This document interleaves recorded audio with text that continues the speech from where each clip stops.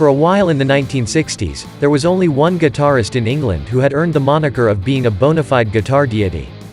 Eric Clapton's position in some of the most important bands of the moment, John Mayall's and the Bluesbreakers, the Yardbirds and Cream, guarantees him a spot in musical history. While plenty of other guitarists challenged Clapton for the crown, Jimmy Page, Jeff Beck and Jimi Hendrix being the most obvious candidates, Slowhand retained a sense of superiority that rarely waned. As time passed on and the need for a virtuoso guitarist fell away, thanks in no small part to the three-chord brilliance of punk, Clapton's hopes for a new generation of astounding guitar players petered out. It wasn't until he heard Prince's stunning performances that he was reinvigorated with the instrument and rock at large. However, one more player captured his imagination and garnered his appreciation, Stevie Ray Vaughan. Despite having a career that spanned only 7 short years, Stevie Ray Vaughan's influence on blues guitar is immense. It's impossible to overstate just how much his virtuosic yet accessible style informed those who came after him.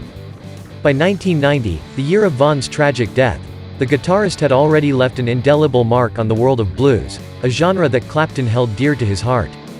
As part of an interview with a tribute to Stevie Ray Vaughan, Clapton shared his love and appreciation for the iconic performer.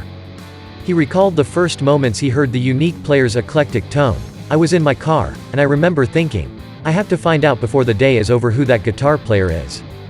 That doesn't happen to me very often.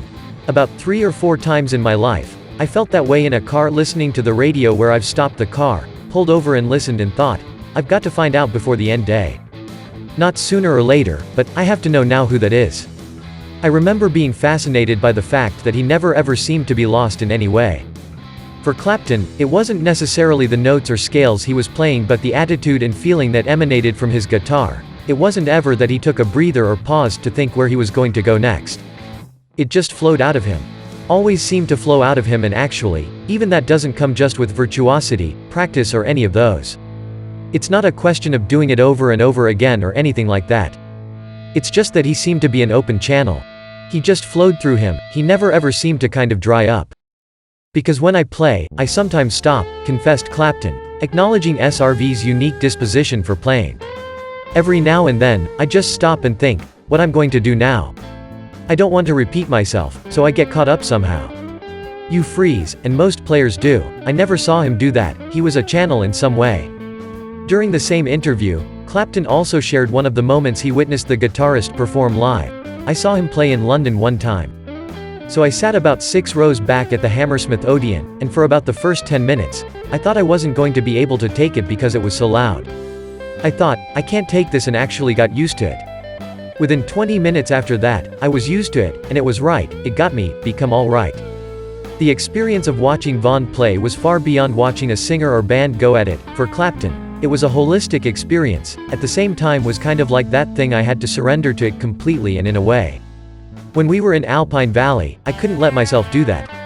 I had to put up a bit of resistance in order to keep my own kind of self-esteem up.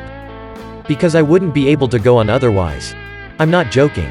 To be completely absorbed by what he was doing, I would have thought, what's the point?